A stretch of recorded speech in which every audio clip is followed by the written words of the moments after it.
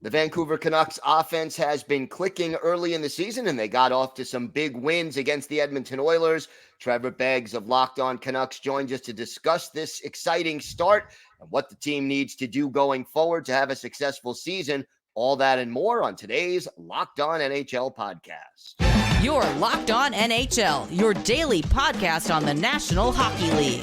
Part of the Locked On Podcast Network, your team every day.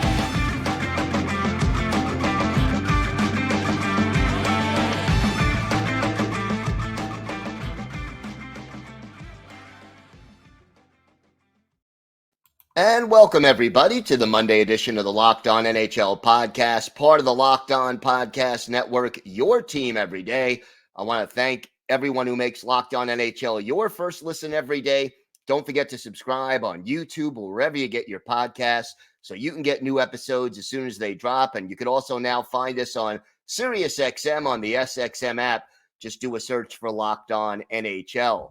Today's episode is brought to you by Sleeper. Download the Sleeper app and use promo code LOCKEDONNHL to get up to a $100 match on your first deposit. Terms and conditions apply. See Sleeper's terms of use for details. It is my pleasure to welcome back to the show the co-host of Locked On Canucks, Trevor Beggs. And Trevor, nice start for the Canucks to this season. A couple of big wins over the Oilers early, and the offense seems to be clicking. What's been the key to this surprisingly good start? Well, I think first and foremost, it starts with the goaltending. Every game so far, the goaltenders have given the team a chance to win. I mean, the Canucks definitely did their part to help Thatcher Demko in the first game where, he was sharp, but only had to make 21 saves. When he was under the weather and, threw up in his mask during the game. So the Canucks helped him out there. But in the last 4 games, DeSmith has had 2 of those starts. Demko has also had 2 of those starts. And every game, the goaltender has, been a story for the Canucks, giving the team a chance to win the game. The offense clicking for sure. That is a story. But I think first and foremost, the goaltenders deserve credit because the Canucks' Achilles heel, surprise, surprise, is still playing defense now. Hronek's look good, Hughes look good, but behind that, it's a little dicey. But at the end of the day, they've had the goaltending, and between Pettersson, Miller, and Boeser, those guys are all up there in terms of league leaders in scoring. They've been able to outscore some of their problems. Yeah, and you mentioned the goaltending. Similar statistics for Demko and DeSmith: a .930 save percentage for Demko, a .926 for DeSmith. How has DeSmith fit in with this team so far? Yeah, I'd say so far so good. And, there's some familiarity. There's been a few ex-Penguins that have come over to the Canucks. So he's certainly didn't come to this team not knowing anybody. But, I think it started in preseason, right? Spencer Martin waived, and it was clearly going to be DeSmith and Demko. And DeSmith was really sharp in his first preseason start.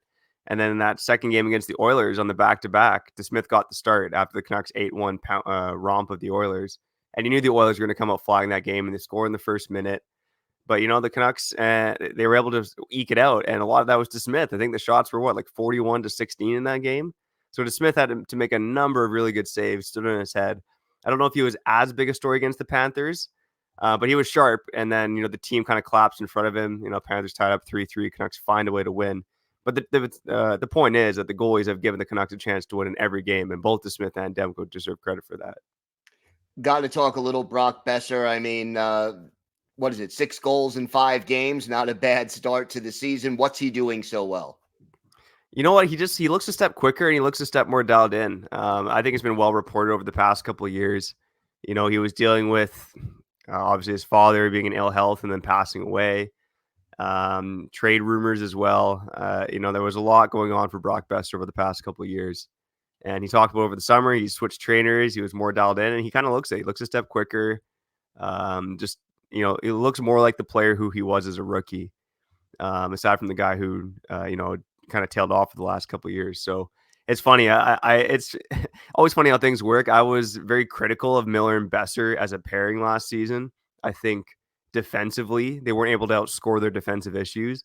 And this season, it's been exactly the opposite. I think Miller looks completely dialed in. I think that those two as a duo work well together. Phil DiGiuseppe is maybe the unsung hero on the Canucks. He's found his way into the top 6 there on that line. And that line is working, and it's arguably been the best line for the Canucks so far.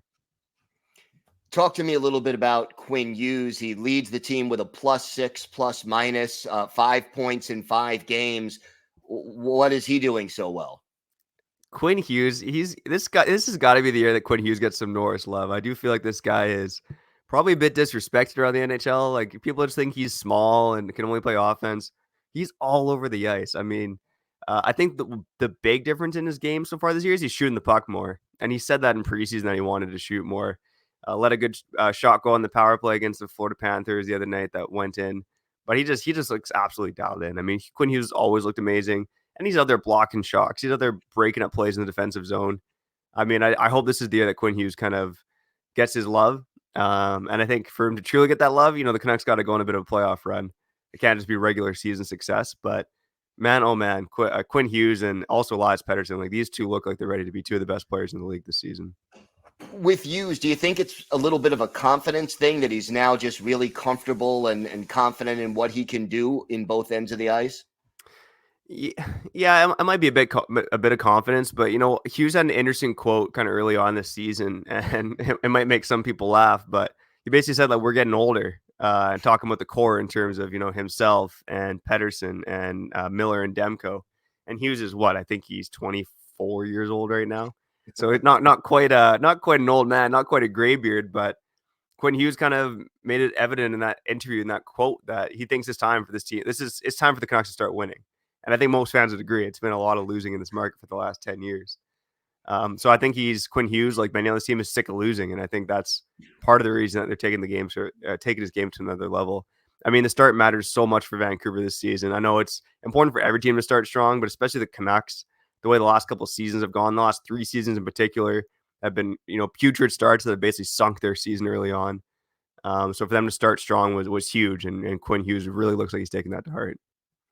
So you talk about a strong start. You talk about a team that's sick of losing. What are the keys for this team to return to the playoffs this year?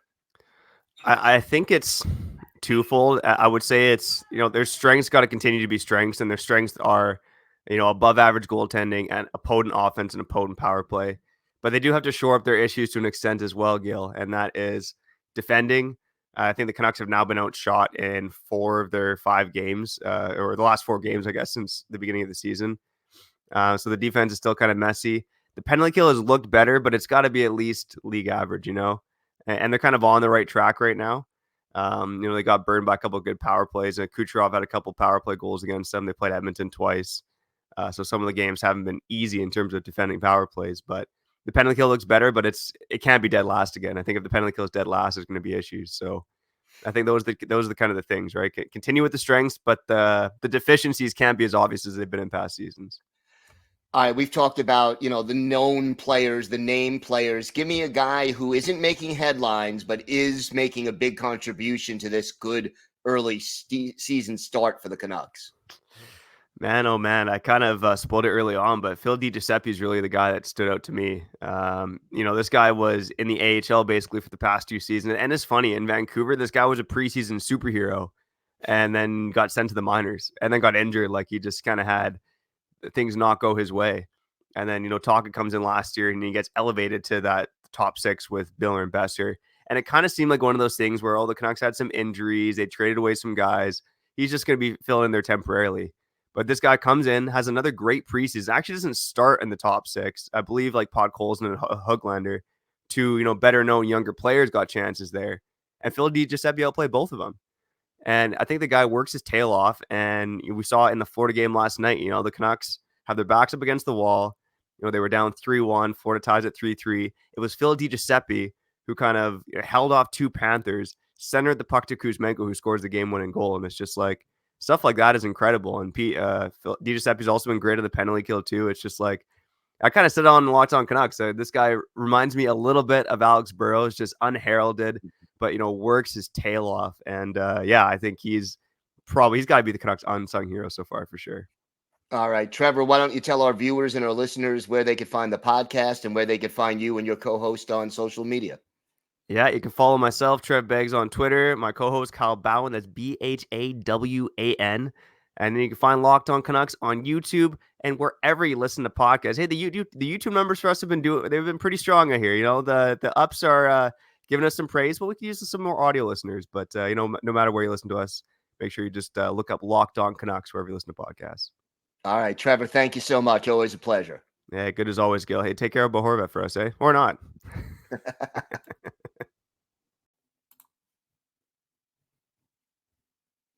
Today's episode is brought to you by eBay Motors. Passion, drive, and patience. What brings home the winning trophy is also what keeps your ride or die alive. eBay Motors has everything you need to maintain your vehicle and level it up to peak performance.